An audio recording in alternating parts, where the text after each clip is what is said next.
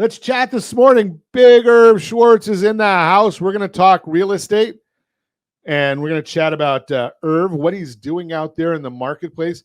Rumor has it that there's no properties available for sale, and the only properties that are available in the market are sold by Irv. I'm just throwing that out there. Wow, that'd be great. Irv, it's not true that you don't have 100% market share right now? It all depends on where. 100% market share at Big Irv Schwartz Real Estate. Got it all right there. Absolutely. Okay, so let's talk about what are you doing out there? I mean, you're, other than having fun. Well, I'm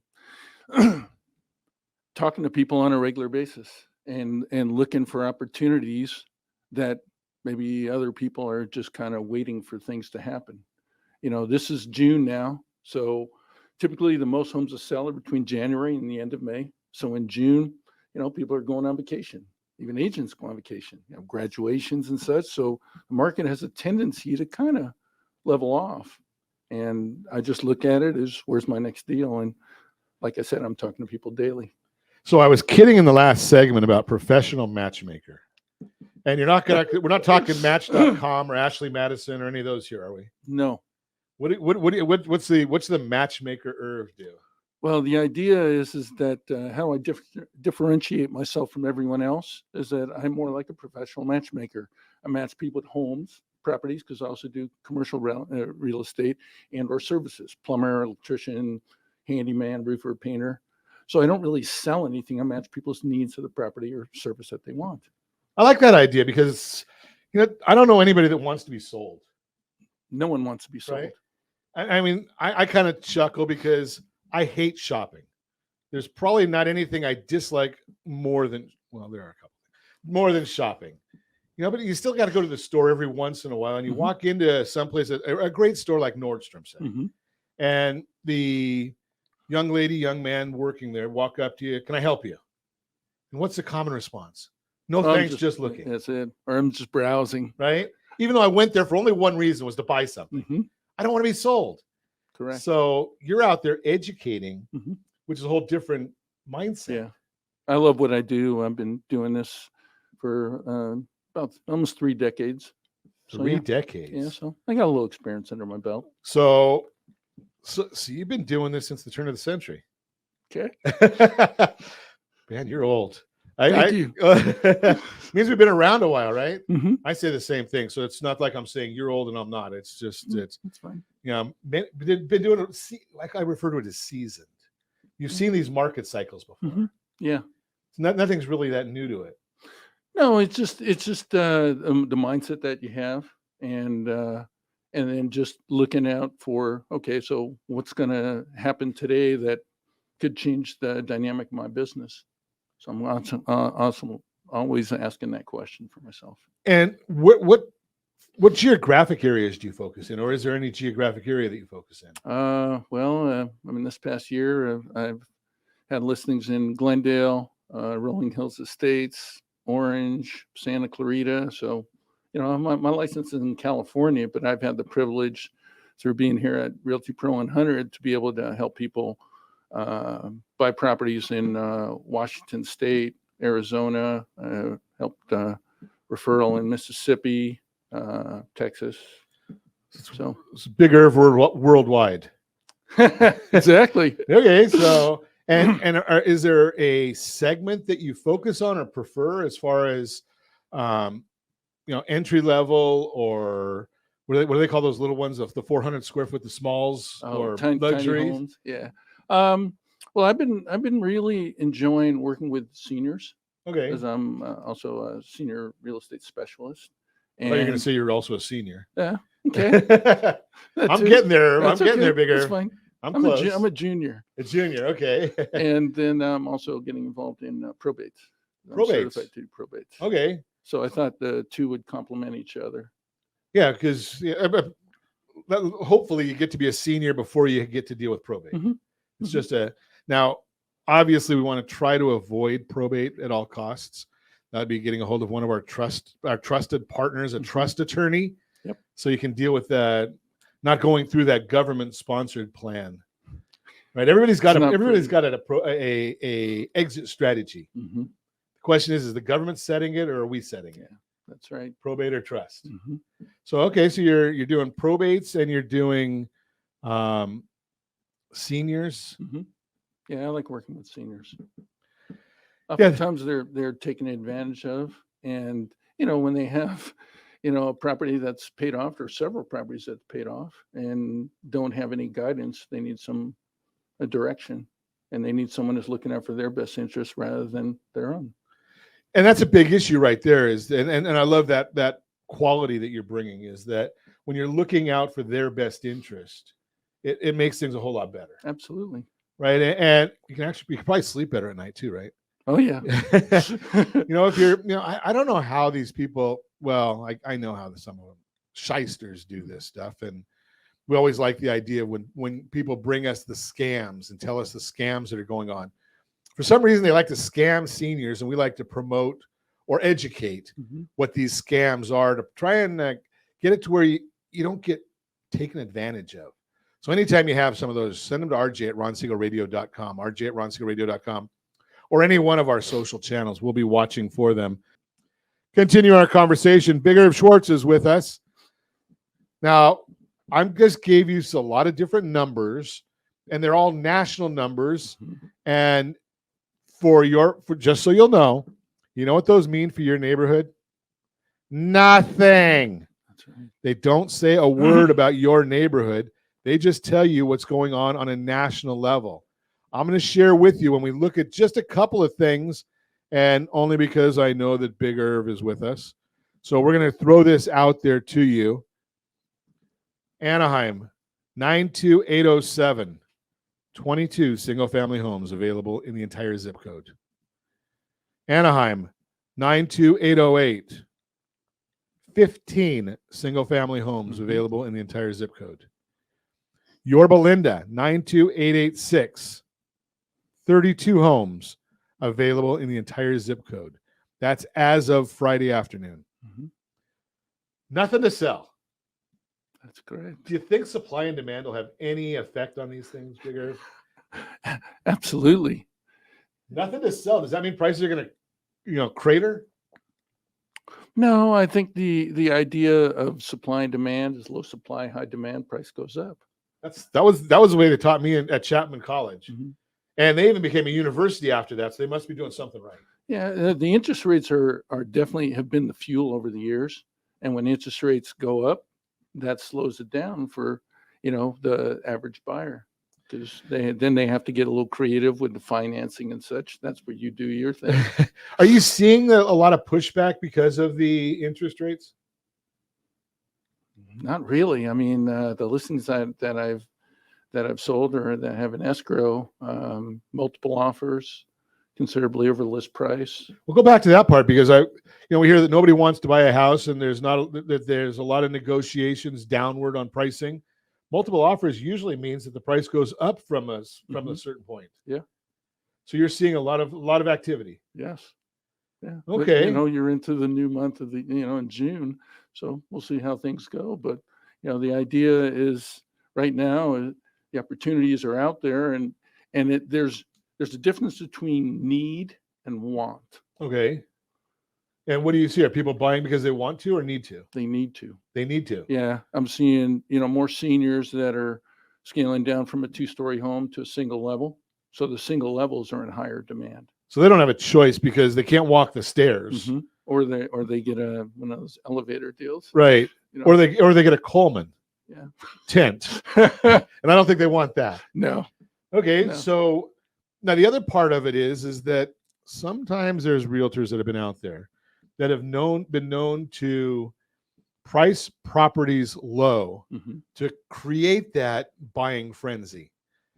Is that one of the strategies you employ, or do you try and look for? The idea is to price the property at market or just maybe a hair below. Okay. And then the opportunity to create multiple offers for a seller. Obviously, they want the most money possible. Now, I know that when my mom, may she rest in peace, was alive, she would never pay full price for anything. Okay. do you see that now where are you having to, then you're dealing with seniors. Mhm. So are you having to re-educate people? Because, for so many years, the listing price was the price people started at with the anticipation of negotiating down. Probably the last 5 years, maybe a little less than that, it's kind of been an idea where you list it and the negotiations are up. Mhm. Do you have to? Are you finding you have to re-educate people on that? Absolutely. You have to educate them on the process. And then, the idea of if this is the property that they really want. Yeah, sometimes they do have to so-called step up. But the idea also is that it's putting together a so-called package when you're representing a buyer, that the agent knows that we've done all our due diligence, bank statements, paycheck stubs, credit report, and having all the pieces of the puzzle in place. So when the offer does come in to the listing agent, they see it's like, this is a professional, rather than just kind of haphazardly. And then the idea is time. Time is of the essence. What do you do most? Do you do mostly dealing with the listing side? Or are you doing mostly with the buyer side? Or are you 50-50 or? Lately, I've been working more sellers just because of the opportunity presenting itself. But, I closed one with a buyer recently, and they had multiple offers. And again, presenting everything to the listing agent, knowing that I was the right agent for the job. So, and I told him, I said, I'm the best agent for the job. And truly, if you don't believe that, then they should hire someone else or Sure. go to someone else. I think any good educator or representative, if you don't feel that you're the best, then maybe you need to go get educated. Yeah. And then the other thing was that, with a house that's vacant and they had a combination lockbox on it, I let the agent know every time we went into that house, whether it's to show it once we were in escrow for any inspections and such. They don't have a Ring camera or something on there so they can see your picture every time? Not this time. And so because of that, there was a trust level that was created with us. And that's how things went really very smoothly. Now we look at our friends at Geneva. They like to do a pre-underwrite, so there's no loan contingency. Does that matter to you as a listing agent? Well, and in the house that I just have an escrow in Rolling Hills Estates, I think almost all the offers were either no appraisal, and then some were no contingency on the loan, even though if they were doing a loan. So that was kind of interesting. Okay, so it does have a little bit. Mhm. Now, no appraisal too. So that basically means that somebody had an appraisal gap plan. Yeah. Either that, or they just said, okay, we're just going to do it regardless. Yeah, we've got the cash, where people would pay $50,000 or even $100,000 more. And in the new purchase contract, it shows that you can write that in as well. There is a gap. It can be a gap. There can be a gap. So it's basically that they've got a plan. Correct. It's either a plan for the way the loan's going to be done with the loan to value, or they're going to come up with more cash. A lot of people don't believe that they can buy a house if it doesn't appraise for the value they've agreed to. Is that your experience? Oh, they can still do that, and there's always options. And the thing is that as an agent, as a professional, we have to be able to, ask questions in regards to that, making sure that someone does have the money or whatever it is. Whether at FHA, where the buyer can have gift funds coming from family, friends, and such. So there's with the financing, there's always options, and that's created more opportunities for buyers where maybe they didn't have that before. It's a good issue that either the realtor or the lender or both need to have that conversation in a market like this. Well, yeah, and it's kind of like the word team together. Everyone achieves more, and the thing is, we're all a team. Right.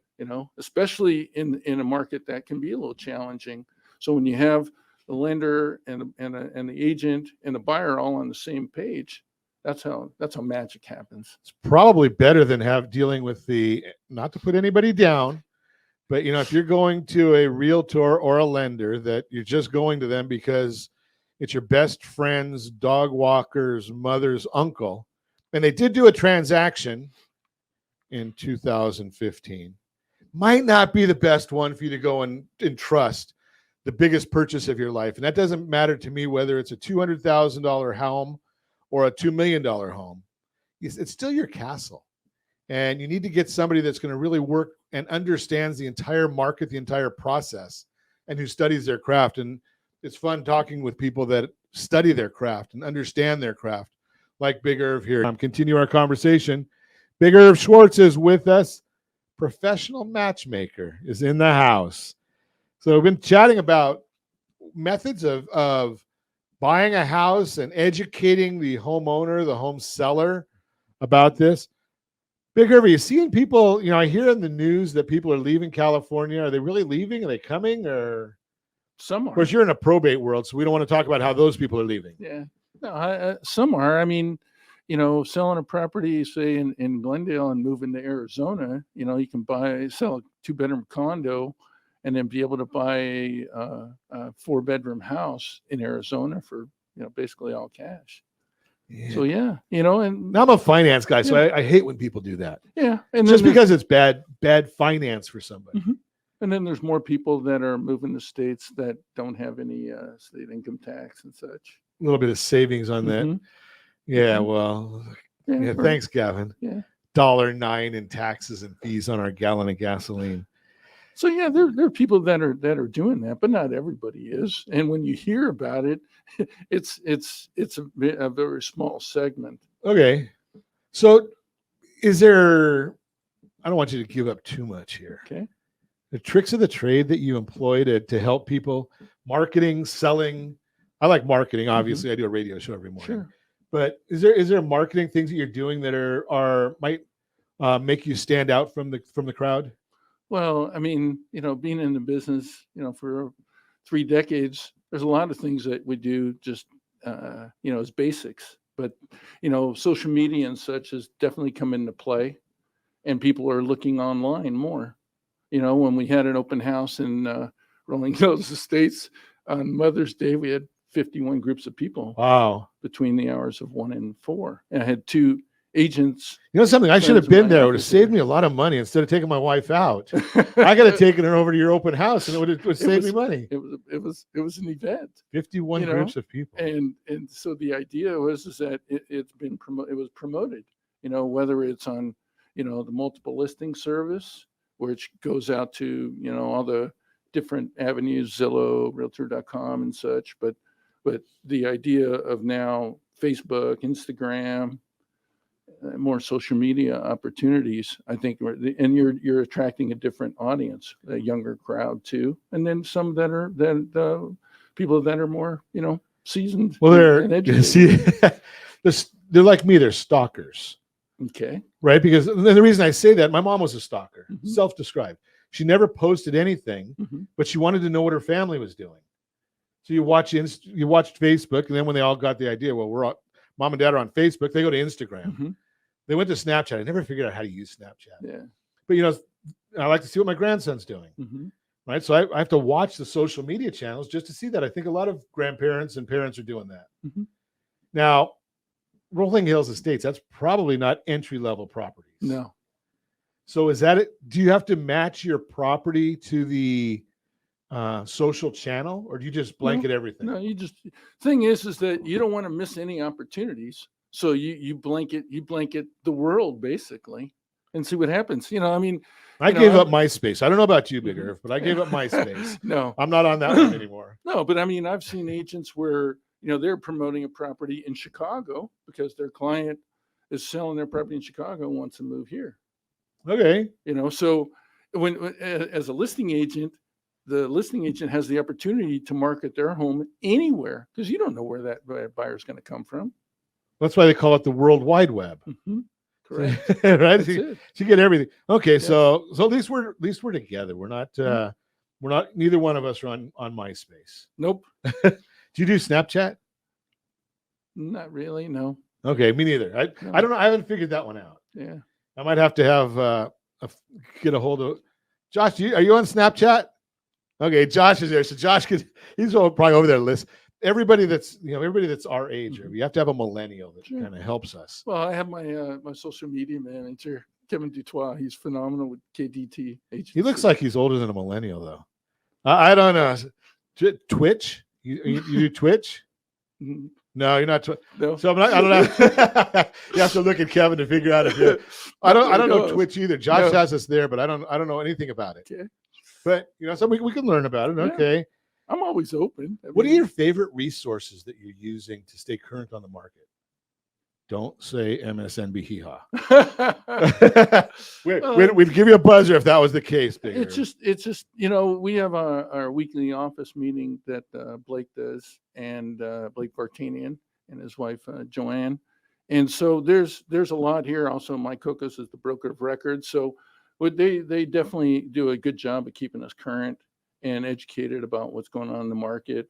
We're seeing oftentimes videos and such of scenarios and things like that, and it's just talking to people. And it's educating yourself on a regular basis, whether it's reading books. We have a book club here, and so we just finished the book, Exactly What to Say for Real Estate Agents. Phenomenal book. I like that book. Yeah. Yeah. I can't read, but I like the book. It's okay. Pretty cover. That's what they have. No, I'm saying that's what they have audio. audio. Audible. I like. Uh-huh. Well, something you could probably get a lot of books in and go into Rolling Hills Estates from Orange County on Audible. Yeah. It works pretty well. Sure.